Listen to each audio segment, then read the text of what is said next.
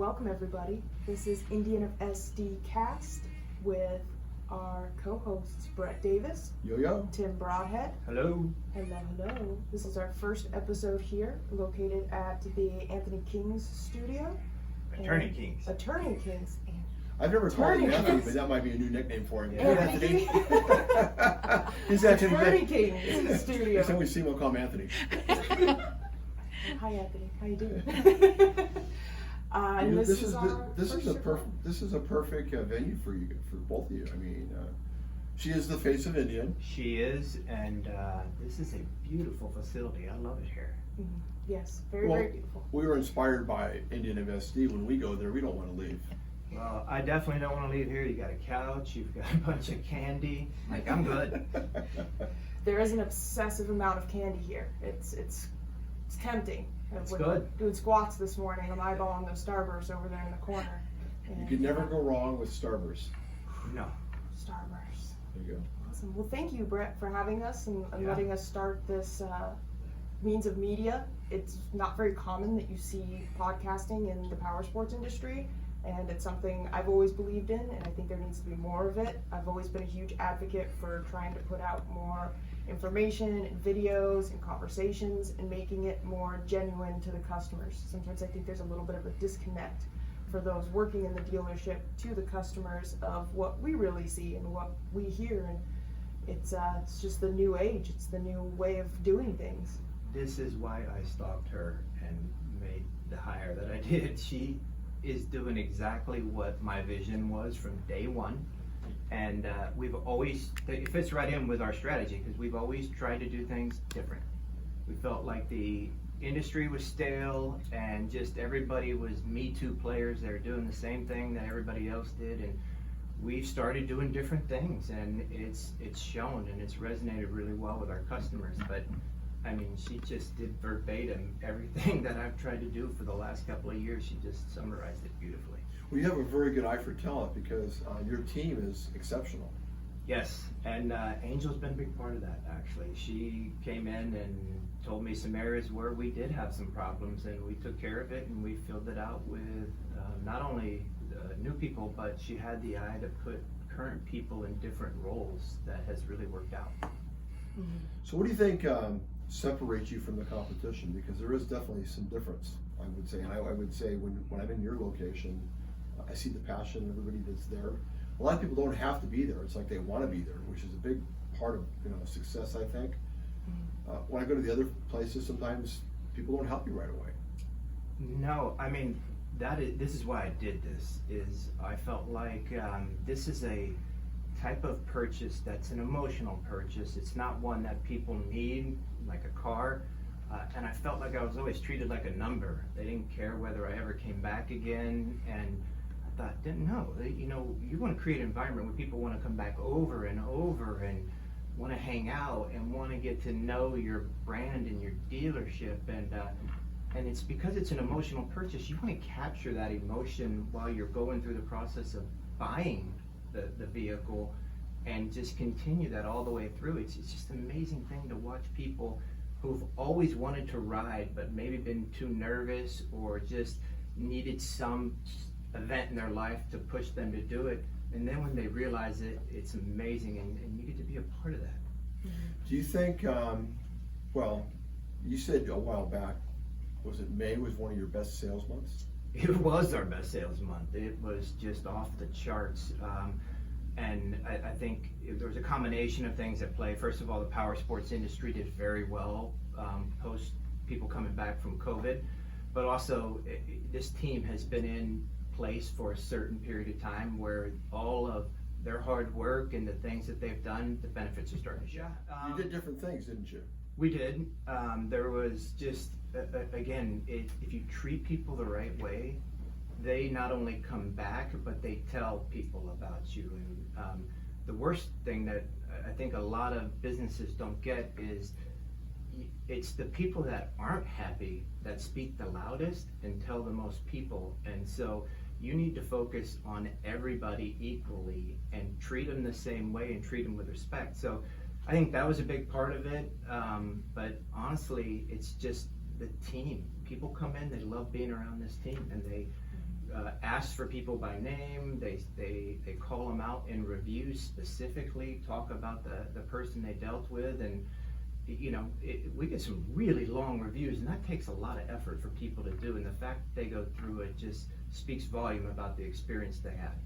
Yeah, absolutely. A big part of, I think, our success for May, and it's showing our success for this month as well, is our numbers are just as high as far as bikes we've sold or moved out of the dealership, and booking a good service schedule is just that we were there for the people. When the shutdown first happened, we shut the doors for about a week and let everything kind of chill out. We wanted to feel it out. We wanted to be safe, and we wanted to make sure we made the right calls. We didn't want to just dive into either which direction.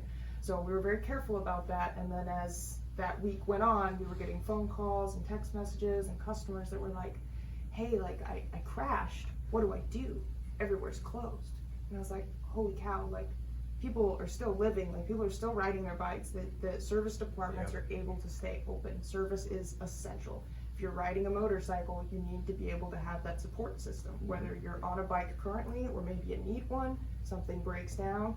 So we decided to open the dealership up to like a parts and service only at first, for I want to say the first month. So like all throughout May and most of April was pretty much parts and service. And if someone wanted to schedule a sales appointment, they had that ability. But then it just became overwhelming how many people wanted to come in and purchase while we were open for parts and service.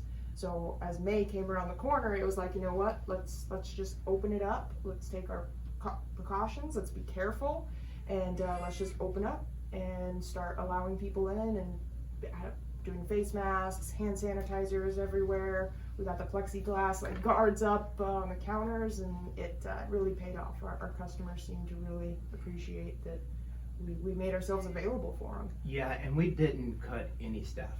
I mean, a lot of businesses did that, and they had to, and I get that, but we told everybody we would guarantee all hourly people their 40 hours, and we didn't cut staff, and it worked in our favor because when customers needed help, like Angel talked about, we had a team there. And some businesses, when things ramped back up, they couldn't get staffing because they cut people. And you got to be there for people in good times and bad times, and you'll learn a lot about your employees, your business owners, your partners, in more difficult times than you will in good times. And I think we learned a lot about ourselves, and our customers did as well, and it was all very good.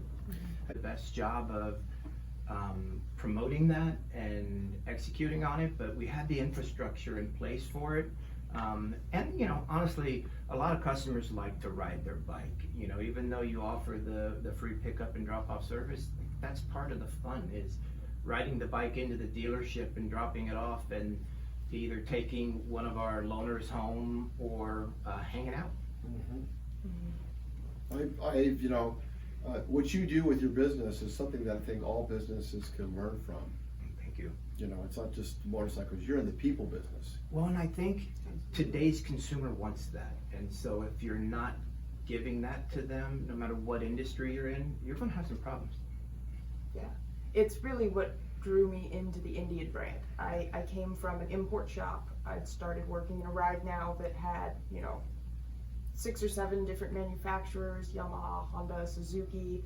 And in 2014, when Indian released and came back as a revived brand, because Indian has kind of a crazy history from 1901 up until now, when they announced that they were bringing it back, I immediately was like, that's the brand I want to back. I love Polaris. The brand that owns and purchased Indian has always given just a little bit more about their customer than any other power sports manufacturer I've dealt with. Like, anytime they would get a mass amount of like this one particular issue with a side-by-side or an ATV, that next year or 2 years after that, it was corrected. Like, they actually listen to their customers. Yes. And I've never experienced that in anything else. Like, usually if there's a product and there's something not great about it, it just stays that way, right? Until the business dies out and goes away. Yeah, and then you just buy something else or move on. So Polaris owns Indian. They own Indian. Yes, and you can see just even in the lineup, and since the short period of time that I've owned the dealership, just look at our bikes from 2018 to the 2020 models and 21 models. The designs have changed, the technology has changed in them, and it's all because customers ask for it. And they say, hey, this is what we want. They run, good study groups to learn what works for customers and what they like, and they implement it. Yeah, they really do. And on a dealership level, once I got into an Indian shop in Tucson, Arizona, where I'm from, it became very clear that it was a different machine. Right? Like, you feel it when you walk through the door. You feel it as soon as your eyes hit the bike. You're like, wow, like that's a amazing machine. And then when you get the information on it and the engineering on it, it's like, oh wow, they spared no expense in designing just a superior V-twin motorcycle for as an American brand. Like, yeah, it's our number one sales tool is the demo. You get people on this bike and they almost every time go, wow, that was an experience I've never had. And we actually have a demo truck coming up next week. And one of the things we're doing, we have a new model out called the Challenger, and it's a pretty good competitive bike next to one of Harley's top bikes. And our demo truck is gonna have the Harley competitor there. And we're gonna have every single customer that wants to ride the Challenger also ride the Harley, and you'll see the difference right away. What day is that? Next Tuesday and Wednesday. It's going to be July 7th and July 8th, 9 a.m. to 4 p.m. And we're asking customers to actually book an appointment with us, so we have an appointment calendar set up. We've been promoting this socially and on our own pages, but just from a safety standpoint for everybody, it's the right thing to do. So you have everybody has competitors. What separates Indian from Harley? Oh, ride it. Yeah. Ride it. And quality. Quality's a big piece of it. I mean, our bikes, when I actually opened up the dealership, they asked me if I was gonna service other brands, not just Indian. And I said, yeah. And I asked, why did you ask me that question? And they said, well, if you service just Indians, you won't have a service business. Because really it's maintenance is all you, most times what you do on the Indian motorcycles, whereas the other brands, you actually do a lot of repair work, a lot of recall work, you name it, but it's just, it's quality and it's craftsmanship and it's just the heritage and the iconic brand that it's hard not to fall in love with. Is it the part situation, is that because they're being manufactured in other countries and not being manufactured in the United States? Sometimes, and a big part of it is just innovation. Like Tim was saying, Indian, each and every year, you'll see differences, each and every model year. If you look at some competitors, you'll see the same exact structure and bike, from the engineering to the chassis to the engine, for like decades sometimes. Even when there's known flaws in it. Absolutely, yeah, they just keep running with it. It's kind of that theory of if it's not broke, don't fix it. Right, so there's never that passion to go to the next level because it's just the right thing to do. Yeah. Yes. Just don't rock the boat, we're making money on it, which is leave it alone, why Yeah, and even though you'll hear we're very passionate about the Indian motorcycle brand, we're actually more passionate about the riding community. And we've always said, it doesn't matter what you ride, you're always welcome at Indian of SD, because we're here for the riding community. And even in our riding club in the dealership, it doesn't matter what you ride. If you want to ride with us, you can ride with us. That's indianofsd.com. Yes. And it's motorcycle, not motorcycles. Yeah, we made that pretty clear a little earlier. Indian motorcycle. Right. So talking about the clubs, I mean, you seem to have a very active group of. Every time I've ever been there, there's clubs. Yeah. So explain why they're gravitating to your location, because they love it and they're purists. I mean, so much of it, as you've probably even seen in our reviews, we're like a man cave for people. Well, I can tell you right now, when I think man cave, she's, Yes, we are a fun destination for everyone. Right.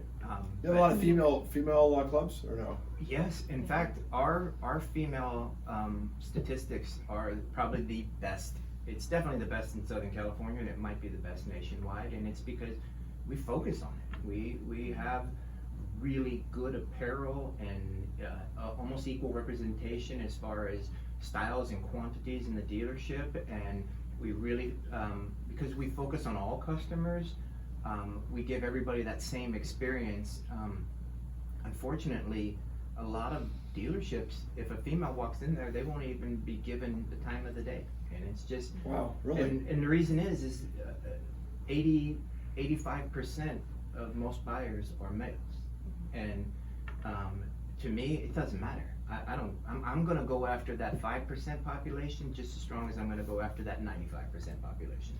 Do you see the movement for women buying Indians? You see that on the increase, 100%. right? It's the fastest, female riders is the fastest growing category in power sports. What do you think the reason is? Women empowerment. Women are just getting to a point in their lives, and a lot of these are older women. These are women in their late 40s, early 50s that maybe have never rode a motorcycle before in their life, and they're like, you know what, I can do this. So I can do this. So that's what you think old is, huh? 40? I know, right?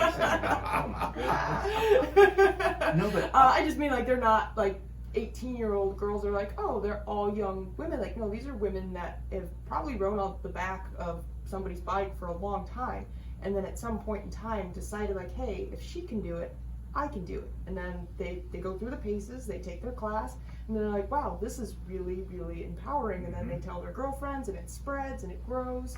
this is also where the innovation comes into play. So in all of our 2019, I believe it is, and 20 models, might have been 20, I'm gonna have that backwards, they actually lowered the bikes an inch, the heavyweight bikes, and it gives it a lower center of gravity and better balance, and makes it easier and almost a lighter feeling for new riders. And then we also have a scout lineup that is just plays in very well to new riders and just gives that comfort zone to them. And so it's just, again, it's part of listening to your consumer, and not only manufacturing but R&D in bikes that really make a lot of sense for people that you have currently and people that you will have in your future. And just really putting the information out there as far as a knowledge base. A lot of female riders are under the impression that they can't, if I can't pick up a bike, I can't ride it. Or, oh, I'm too short to ride a motorcycle. Like they just have had that impression in their head their whole lives. And then they come in and it's like, hey, throw a leg over on that Scout. And they're like, oh, holy cow, I can put my feet flat on the ground sitting on the bike. It's like, absolutely you can. That first moment you get that wind in your face, you're like, wow, this is an amazing feeling. It really is. It's a sense of freedom, and a lot of people go through some difficult things in their lives that they just don't have a lot of control over. I was one of those, and you get an opportunity to get on a bike and get that sense of freedom, and it's just you and that bike riding. It really helps a lot of people get through a lot of things in their lives, whether it's gaining some confidence or gaining freedom, or just even the camaraderie of the riding community really helps a lot. It almost sounds like therapy. It is actually. Absolutely. Which in the long run is probably cheaper. It's a lot of people refer to it as their wind therapy. Sometimes. Yeah, they call it their wind therapy. Yeah. Wind therapy. Yeah.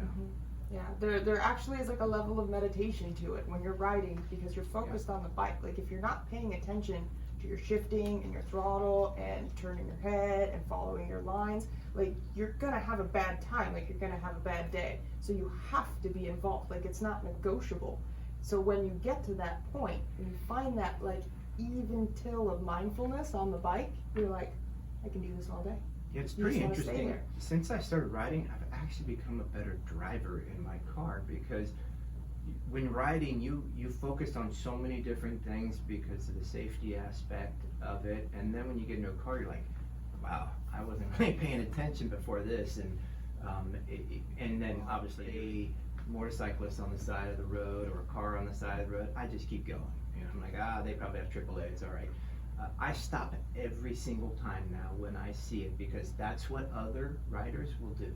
And even if you're just sitting there and you're answering an email on your phone, somebody will stop and say, hey, are you okay? Do you need anything? And it's just that there's just a sense of community amongst riding that you really can't get anywhere else. The closest I've ever come to it was when I was playing team sports. But even this is on such a next level. I mean, you're talking about people that will bring you into their house if something happens to you and you need a place to stay. It's that type of community. It's very spiritual. Yeah. A little bit. Between Yeah. the meditation, between the camaraderie. It's very interesting because this is an area that we've never talked about before. Yes, and back to one of your earlier questions about the engagement we have from our riding club. That comes in large part to the leaders we have in that group. We have a really good group of leaders running that club, and they make it fun for everybody, and they make it really an ease into group riding for new riders, which is, riding with a group is not easy. The first time you do it, it can be very intimidating. So they really go above and beyond to make it comfortable for all riders. They mix up the rides. It's not the same things over and over, but it's like my team. It's great leadership is what's driving that result. So with everything going on and COVID possibly having a second swing coming up, what are the plans as far as people having doing events at Indian, and also maybe, you know, what's coming up in the next, I mean, let's start with 3 months, because 6 months is really far out for the way things are going. Right. It's so tough to tell, right? because we never really know. No, like, I know. I've heard in some states today they're going to be shutting down cities again. Yeah, I mean, honestly, I'm going to take a back seat on this one. I sat back and Angel maneuvered that so well Good the job. first time that I'm just going to let her do what she needs to do this time. Yeah, and the decision will be based on what we kind of find as a team. That's how we've made it this far. That's how we've bonded. You'll notice there's a level of like brotherhood between who's at the shop now, because we weathered the storm. Like we went through some difficult times. It was hard with the COVID stuff, like what to really do and what decisions needed to be made. And then we would just decide as a team, like, okay, what's the right move to make here, and what is everyone comfortable with doing? Because no one's going to be forced to do anything or show up anywhere. It's also just the having people there. I mean, the team likes to win, but they also like the camaraderie of having people there and servicing people. And when you don't have that, when you can't service them because business is either closed or people maybe are, you know, holding up in their houses, it's tough. And they feel bad for, you know, the dealership, and it's like, no, just this is like anything else. It's a road bump. You just keep pressing forward. We do whatever we need to do for our customers, and in the end, this will all just work itself out, and we'll be back to normal. Yeah, you'd asked earlier, Brett, like what makes us different, like really what makes us stand apart. And in all honesty, what I think the very bottom line is, everyone has a mass level of gratitude to be there, gratitude to work for Tim, gratitude to ride the bikes they ride. Like that energy is just in the shop. So let me ask you, so with everything going on in the world, as crazy as it is, the only thing next that we're probably missing is the locusts flying into town. I think there's locusts flying in other parts of the world, like it's going down. Absolutely. It's really bizarre when you think about it. You know, we just spent the last couple of months doing nothing. Everybody was holed up in their house, but like anything, you just make your way through it. So with anything else that